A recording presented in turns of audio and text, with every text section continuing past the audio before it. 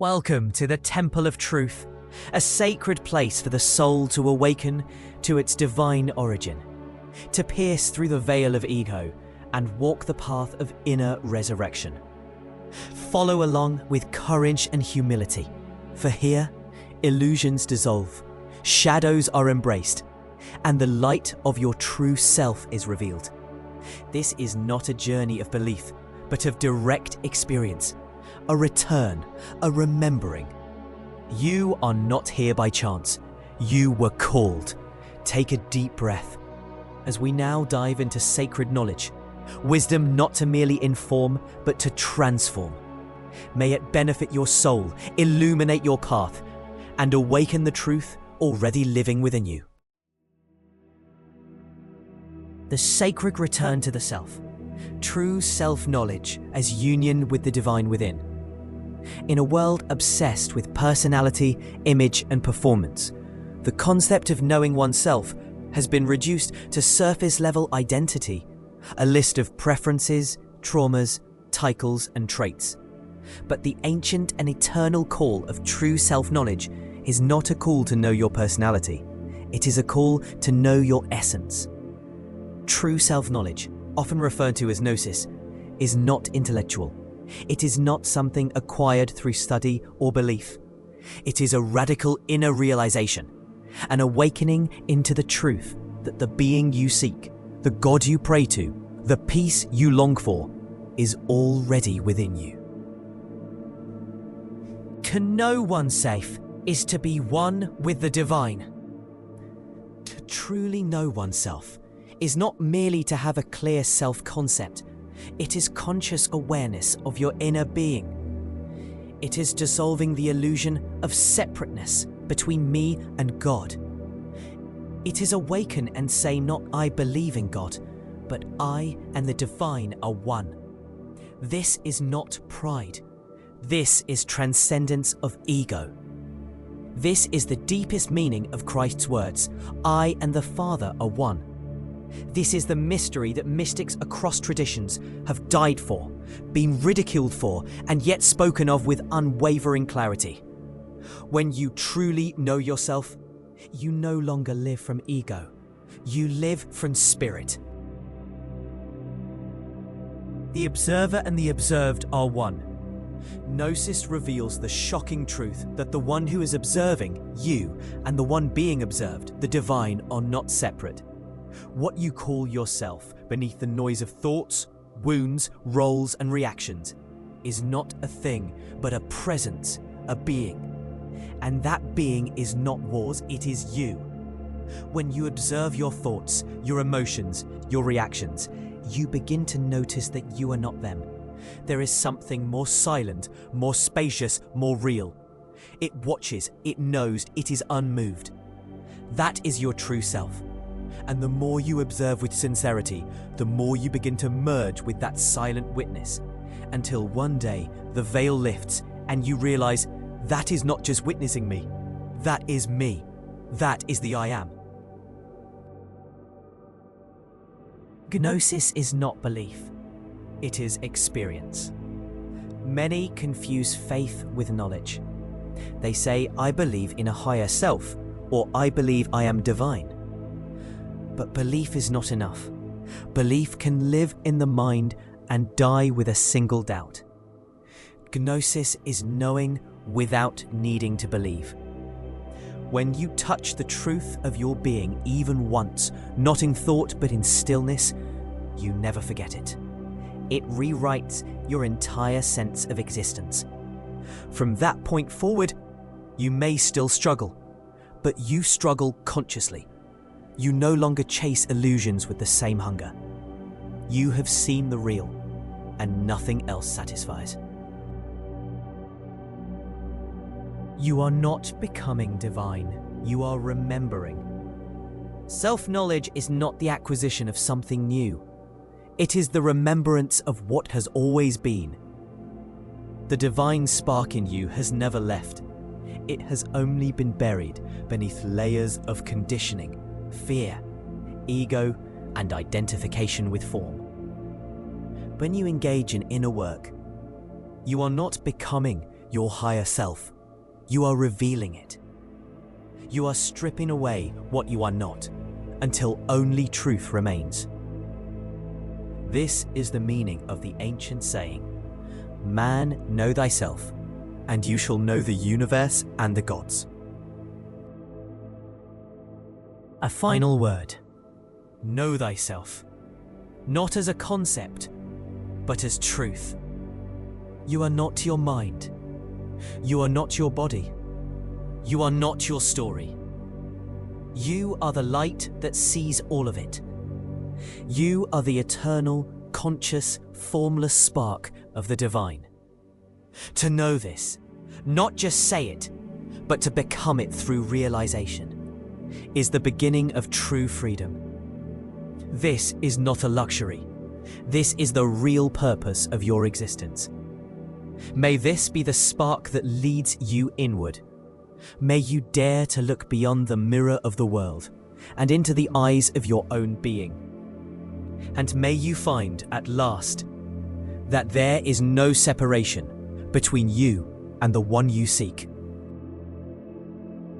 The real questions of life, a call to awaken from within. Where do we come from?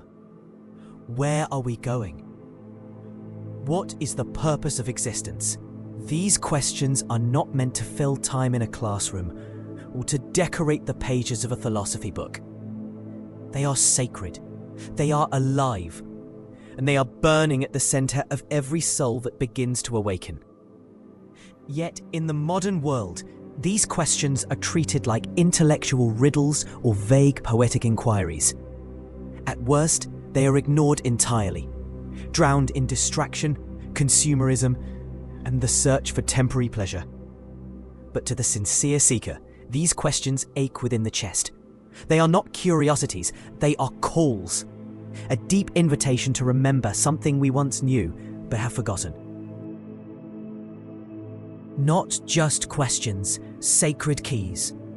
These questions are not here to be answered with words, but with being. They are not about concepts, but contact. True spiritual life begins not when we read about these questions, but when we begin to feel them, when they grip us, when they disturb our sleep, challenge our ambitions, and pierce through the noise of society. In truth, these questions are not asking for answers. They are asking for transformation. To live the question, "Where do I come from?" is to look beyond the story of your birth and see the eternal aspect of yourself that was never born and never dies. It's to confront the mystery of the spirit, the source of all being. To ask, "Where am I going?" is to become conscious of your direction, your purpose, your soul's evolution. Not just where your feet are moving, but what your inner being is unfolding toward. And to ask what is the purpose of life is to move beyond survival and seek truth. It is to stop asking, "What can I get from life?" and instead ask, "Why am I here at all?" These are not questions for the faint of heart. They require courage. They require an inner fire. Gnosis is living the questions, not memorizing the answers. Gnosis, the path of inner self-knowledge, does not provide instant answers to these questions. Instead, it shows you how to live them, to meditate on them, to feel them in silence, to carry them into your daily life, your relationships, your dreams, and even your suffering. Slowly, the answers begin to unfold from within, not in a flash of logic, but as a quiet resonance of truth. There is no textbook that can give you the true answer to these questions. That is why saints, mystics, and masters have always said the same thing. You must experience it for yourself. This is the work of the soul, not the intellect. Why most people avoid these questions? The reason these questions are often ignored is simple. They dismantle the false self. When you ask, "Where do I come from?" it becomes clear that you are not your job, not your body, not your nationality. That's terrifying to the ego. When you ask, "What is the purpose of life?" The shallow goals of chasing status or pleasure begin to feel hollow. That threatens the false comforts we've built our identities around. And when you ask, "Where am I going?" you begin to see that unless you live with consciousness, you are moving blindly, drifting through life asleep. This is why most people either avoid the questions or reduce them to shallow beliefs. But the sincere seeker cannot look away. They are ready to lose their illusions in order to find the truth. Self-inquiry, turning the questions inward. Living these questions means turning your attention inward through deep self-inquiry, silence, and conscious living. Ask yourself, who is the I that asks these questions? Who was I before I had a name? If I stripped away everything I've been told, what remains? What part of me observes thought but is not thought? These are not passive reflections. They are soul rituals. Ask with your whole being, and then be still enough to listen. The truth comes in silence, not in noise. Spiritual discipline, creating the vessel for realization. The reason inner work is needed, meditation, self-observation, transmutation, study, is not because these give you the answers, but because they clear the space for the answers to reveal themselves. Without discipline, the mind is too noisy. The emotions are too chaotic. The ego is too dominant. But when you quiet the mind and purify the vessel, truth begins to shine from within. As Rumi said, try not to resist the changes that come your way. Instead, let life live through you. Life is the answer, but only when you learn how to truly live it. The journey is the answer. We often look for a final answer, a conclusion, something that wraps up the mystery into a neat box. But the truth is, the mystery is infinite. The soul is not meant to solve life. It is meant to dance with it, be transformed by it, and ultimately merge with its source. The questions themselves are sacred guides. They are like living mantras that open doors within us. The moment we stop asking sincerely, we start dying inwardly. So the real invitation is not find the answer. The invitation is live the question with all your heart. Walk it, breathe it, and let it burn everything false within you. And in time, you will find the answer is not a sentence. It is a state of being. It is gnosis, direct knowing, inner realization. The truth that where you came from is where you are going, and why you exist is to remember you never left. Self-observation is the doorway, the art of seeing yourself clearly. Before there can be freedom, there must be seeing. Before there can be change, there must be truth. And before there can be truth, there must be conscious presence. This is why self-observation is the very first, most essential and ongoing practice on the path of awakening. Without it, all spiritual efforts are like building a house on sand. You may read, meditate, or even pray, but unless you are observing yourself consciously, ego remains in control, running your life from the shadows. What is self-observation? Self-observation is not the same as self-analysis. It's not thinking about yourself or judging yourself. It's the act of becoming a silent inner witness, watching your thoughts, emotions, impulses, and behaviors in real time, with no distortion, no justification, no attachment. It is seeing yourself as you are, not as you want to be, not as others think you are, but as you truly appear in each moment. Imagine a mirror that reflects your inner world. To observe yourself is to look into that mirror honestly, without flinching. Know thyself begins with see thyself. Why it matters. You cannot transform what you cannot see. Every egoic pattern, pride, Fear, anger, envy, addiction, self-pity, vanity, laziness feeds on unconsciousness. These patterns are like programs that repeat themselves mechanically, using your body and mind as their vehicle. But the moment you begin to observe them consciously, something miraculous happens. They lose power.